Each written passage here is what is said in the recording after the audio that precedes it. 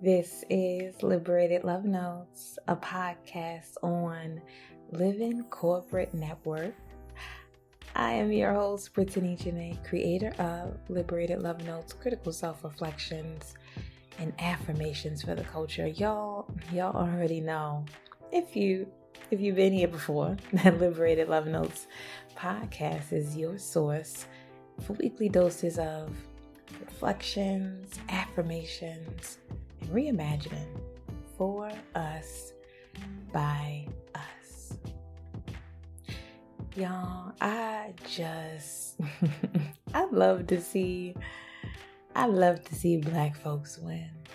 Like, it's a whole love language. I love to see Black bodies expand, walk in purpose, be a light, do the damn thing. Like, it just does something for my soul.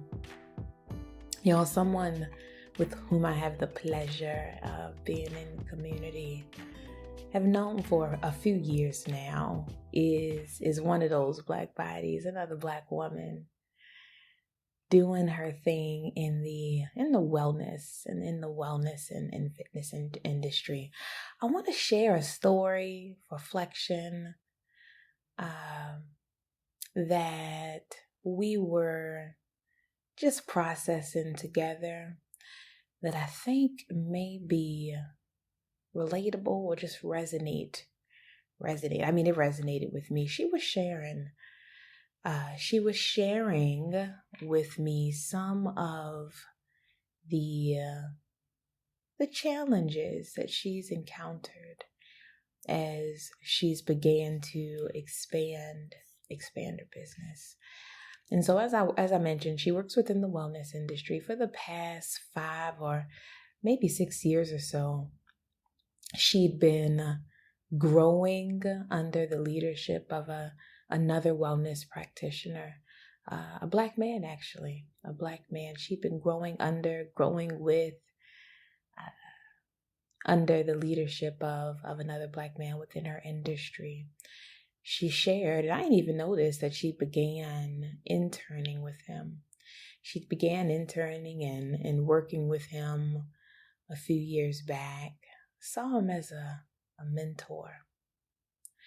Fast forward a few years later, she's now been able to take all that she's learned, all that she has benefited from in that space, and create her own, carve out space for her own business. She done opened up a whole studio and all the things.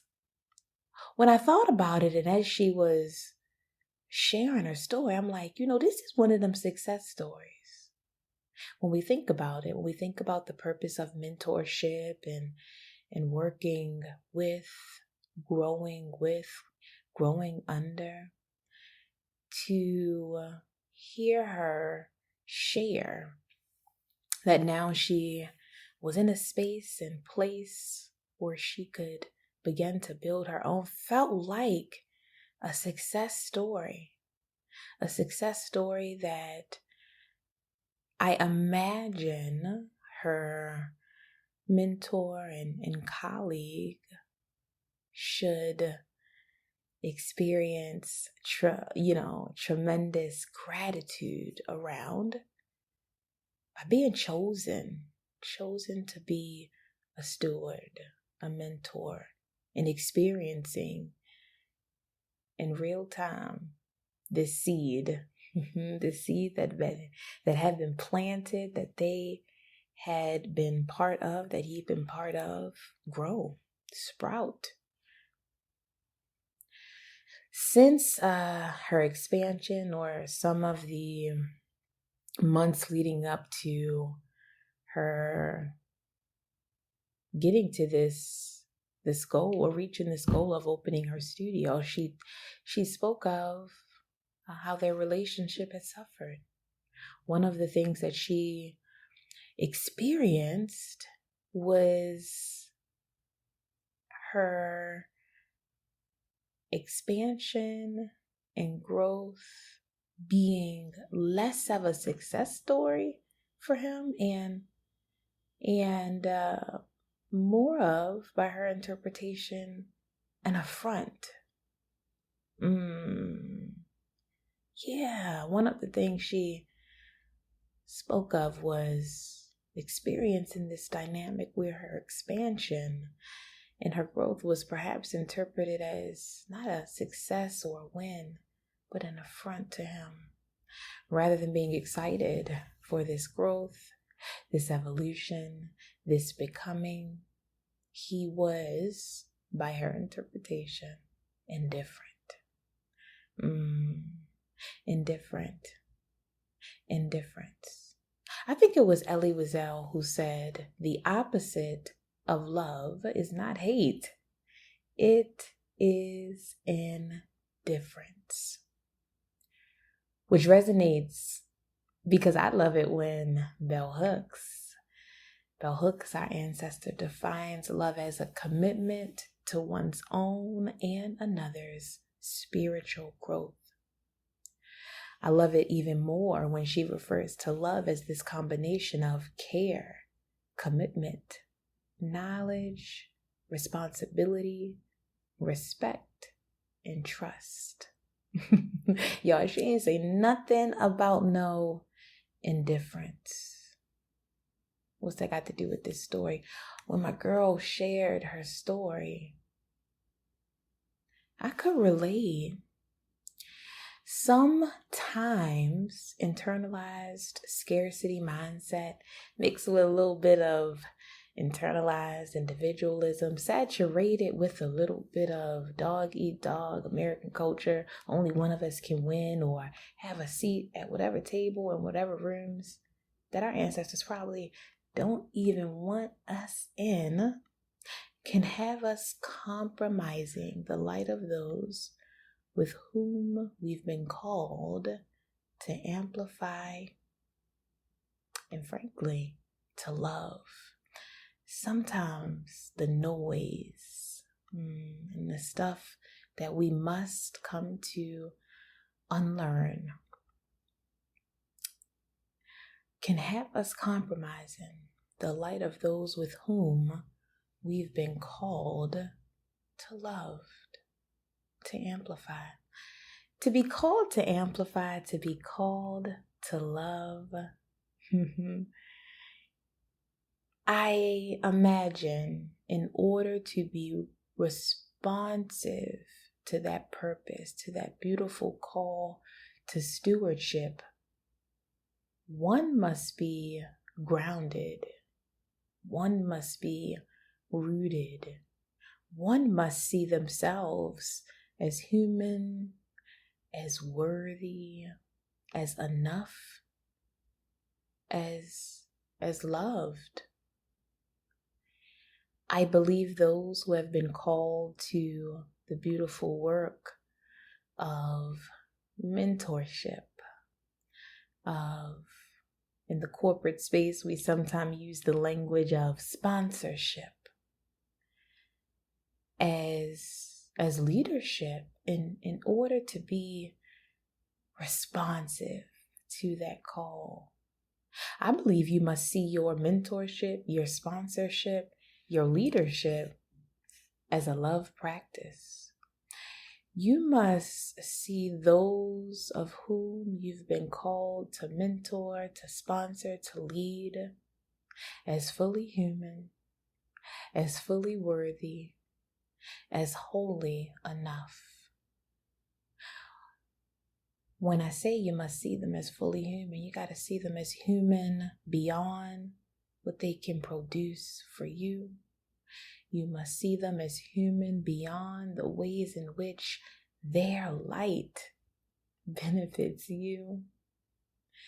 You must see them as human, encompassing a range of experiences and identities and gifts and traumas and joys and pains and aspirations and fears. I just feel like when you think of it this way, you experience this call to amplify, to steward, to mentor, to sponsor, to love as something so deeply spiritual. And that's high key. Now I was about to say low key, y'all. That's high key political. Because we must not forget that the very function of colonialism and anti-Blackness is to detach us from right relationship with what? The earth, our bodies, and the spirit.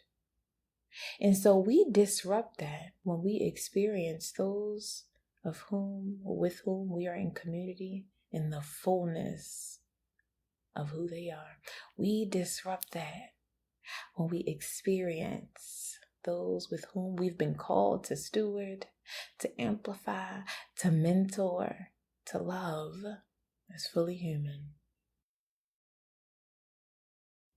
Black entrepreneurs and creators in the spirit of loving accountability. It's not liberation.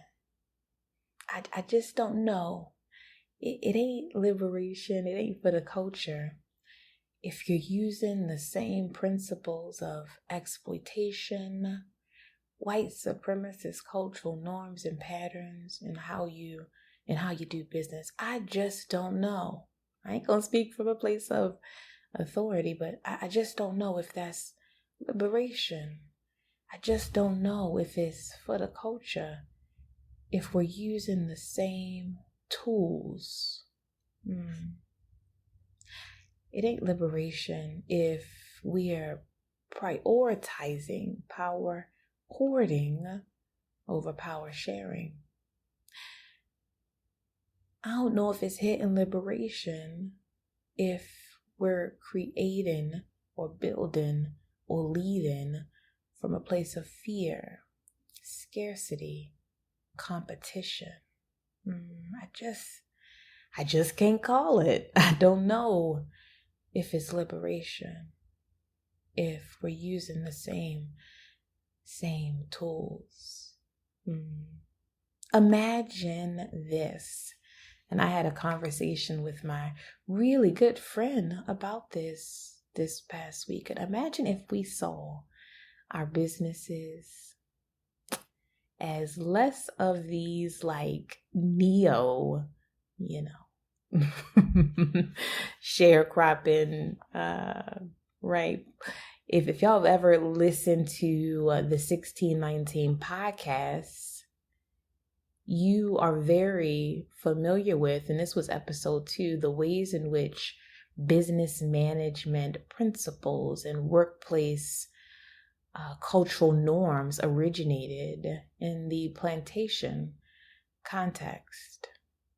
Episode 2, 1619 podcast, y'all. Imagine if we saw our businesses as less of these neo sharecropping plantations and more as incubators. Incubators. Like we actually saw our businesses as incubators instead of adapting these predefined roles into this very intentional capitalistic framework of hiring people to work solely for our benefit. We saw ourselves as incubators, as gardeners, as stewards of future creators, builders, self-sufficient, collectivistic change makers. I don't know if that is possible. If our work, if our mentorship, if our leadership, if our sponsorship ain't rooted in love. I just don't know. Are we rooted in love? Am I rooted in love? or indifference? Is my leadership, mentorship, sponsorship,